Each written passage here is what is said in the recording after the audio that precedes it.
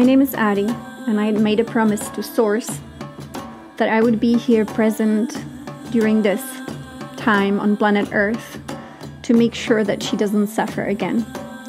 We are going through a process called Ascension, planetary ascension process. This process is really not about us as humans. It is a planetary ascension. It's about returning the goddess back to her fullness.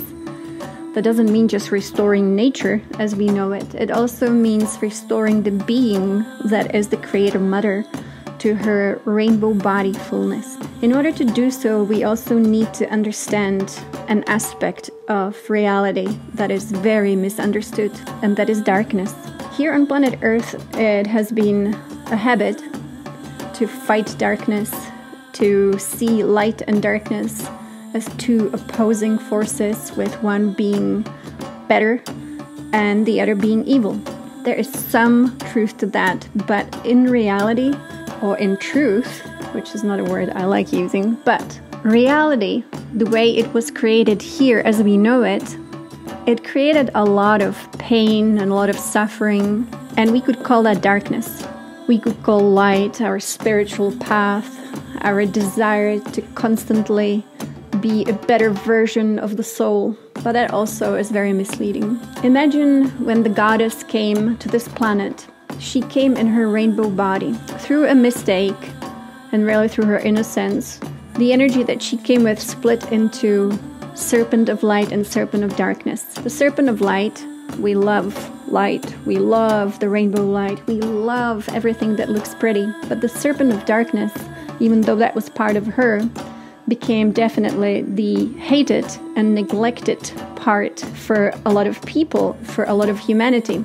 And so the war started. And it was never meant to be that way. It was never meant to turn into war. So now we had a Serpent of Light, Serpent of Darkness, and it seemed like they were really fighting, and that, half of humanity would be fighting for the light, the other half for the darkness, and that's really just a metaphor. With the Serpent of Darkness, because she too is the Divine Mother, you can think of her as Kali, you can think of her as Evening Star, you can think of the Dark Madonna. In our history, we've heard a lot about her, but she was truly misunderstood. She is a creator being that attracted, let's say, a lot of worshippers who would like to worship darkness. But that's all she could get, because obviously the beings who thought of themselves as just light would stop worshipping and feeding and energizing the Mother of Darkness. And so we ended up with a confusion, total confusion. Suddenly, the Serpent of Darkness was considered evil. And then we have the worshippers who thought how cool that would be to worship the Serpent of Darkness. And because the Mother needs to be fed through love, just love of all her children, suddenly the only children who would give her love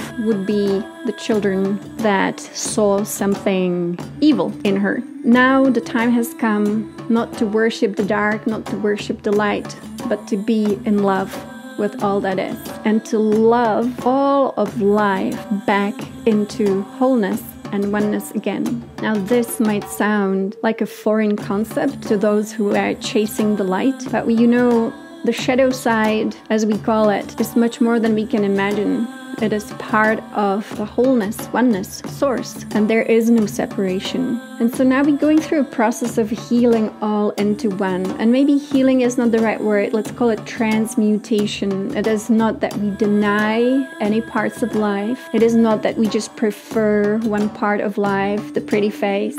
It is truly bringing all into one. It's like looking at the symbol of yin and yang, which beautifully represents the visual of oneness and wholeness. This just means pure centeredness in Christ consciousness, in the absolute presence of love. It is beyond judgment, but it is in knowledge, in wisdom, and knowing the process that we are going through. So now if we look at the Serpent of Darkness, we see that she is in need of her own wholeness by reuniting with rainbow light, with source light. And now we can help We can help simply by loving her into her fullness. And with all the brothers and sisters who were feeding the serpent of darkness, it was also us who were feeding her with our negative emotions, with our negative thoughts, with anything that was out of synchronicity with all-encompassing love. That was also feeding the serpent of darkness. That's all she could get. But now let's